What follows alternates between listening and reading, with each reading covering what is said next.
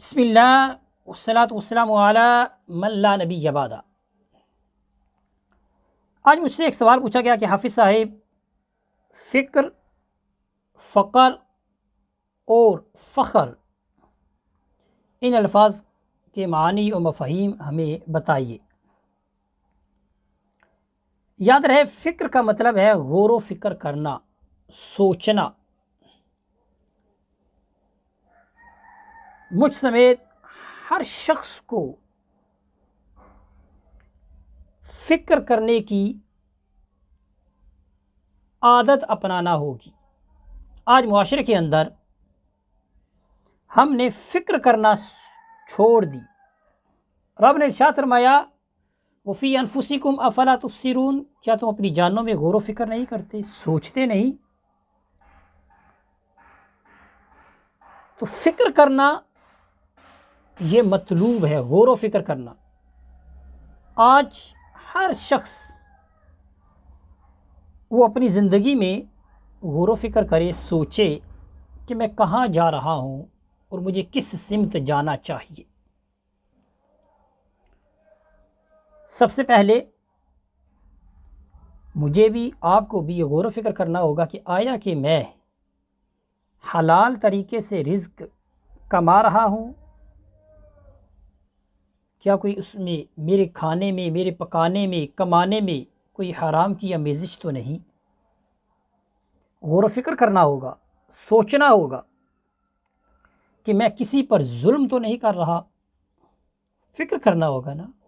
آج معاشرے میں جو برائیاں پھیلی ہیں وہ اسی وجہ سے کہ ہر وہ شخص کہ جس نے فکر کرنا چھوڑ دی، وہ دوسروں کے حقوق بھی ضائع کرتا ہوا نظر آتا ہے۔ تو فکر، خواہ وہ دینی مجال ہے، خواہ وہ دنیاوی مجال ہے، دنیا کے ہر شعبہ زندگی میں فکر مطلوب ہے۔ تو حلال رزق، اس کے بارے میں غور و فکر ہر وقت کریں۔ آیا کہ میں اس پرفتن دور کے اندر حلال رزق کھا رہا ہوں، کما رہا ہوں؟ کتنے لوگ ہیں کہ آج وہ جلدی کمانے کے چکروں میں حرام کام کر رہے ہیں، حرام طریقے سے لوگوں کو دھوکہ دے رہے ہیں۔ کیا دھوکہ دینے والے شخص نے غور و فکر کیا؟ کیا پوری رات سوچنے کے بعد، سونے سے پہلے اس نے غور و فکر کیا؟ پورے دن کام کرنے کے بعد اس نے غور و فکر کیا ہو کہ یار آج میں نے کتنے لوگوں کو دھوکہ دے کے کوئی چیز کمائی ہے، کھائی ہے، اپنے بچوں کو کھلائی ہے؟ تو سب سے پہلے غور و فکر کریں حلال رزق کھانے میں، کمانے میں۔ پھر غور و فکر کریں کہ میرے قول اور فعل میں کتنی سچائی ہے۔ اس میں مجھے بھی، آپ کو بھی اپنا محاسبہ کرنا ہوگا، فکر کرنا ہوگی۔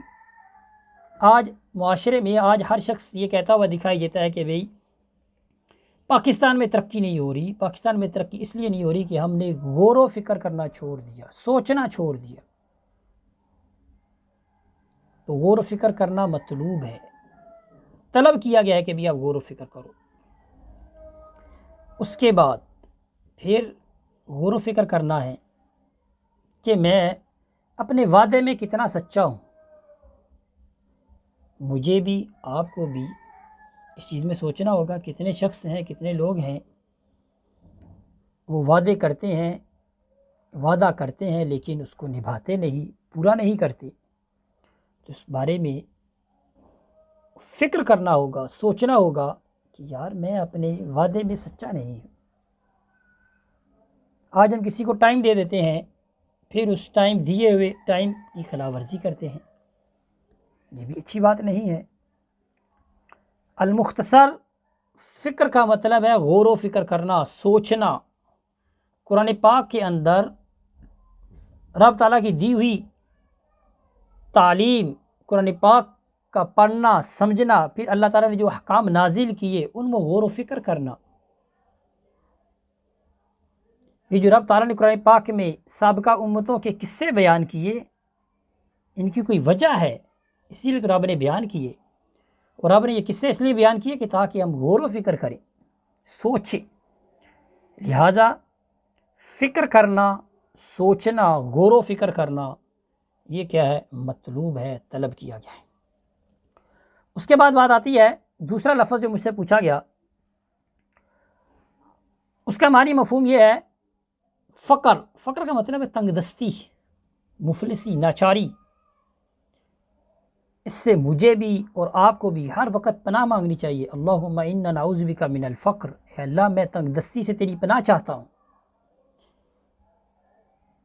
یاد رہے یہ جو تنگ دستی ہے، ہمارے پیارے آقا صلی اللہ علیہ وسلم نے فقر، آپ کا جو فقر تھا وہ اختیاری تھا، آپ کے تو ہاتھ میں کل کائنات کے خزانے تھے، آپ تقسیم فرماتے ہیں۔ حدیث پاک میں آتا ہے کہ اللہ تعالیٰ عطا فرماتا ہے اور میں تقسیم کرتا ہوں۔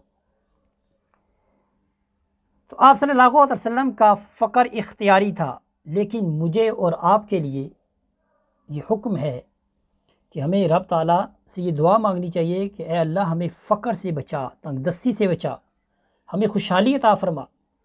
اس لیے ہم دعا بھی مانگتے ہیں ربنا آتنا فی الدنیا حسنہ وفی الآخرۃ حسنہ وقنا عذاب النار، اے اللہ میری دنیا بھی اچھی بنا، میری آخرت بھی اچھی بنا۔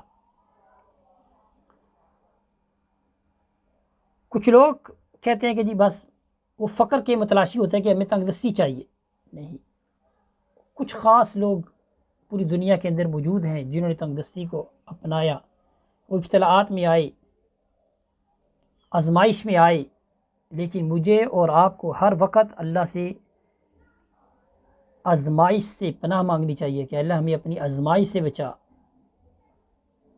ہم پر اپنا لطف فرما، کرم فرما، ہمیں خوشحالی عطا فرما، تاکہ ہم مزید تیرا شکر ادا کریں اور تیرے حضور جھکیں، تیرے حضور نماز پڑھیں۔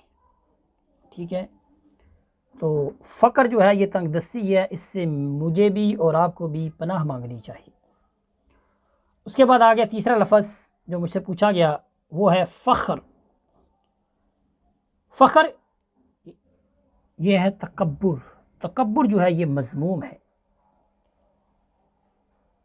اس سے منع کیا گیا ہے۔ حدیث پاک میں آتا ہے کہ جس شخص کے دل میں رائی کے برابر بھی ایمان ہوگا وہ جہنم میں نہیں جائے گا، اور جس کسی کے دل میں رائی برابر تکبر ہوگا وہ جنت میں نہیں جائے گا۔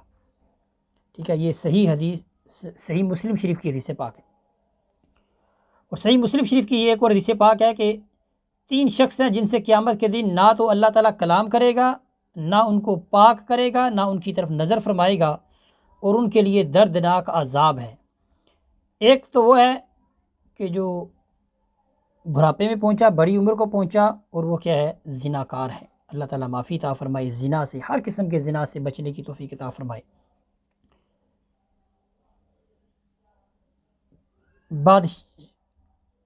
دوسرا یہ ہے کذاب، جھوٹا شخص۔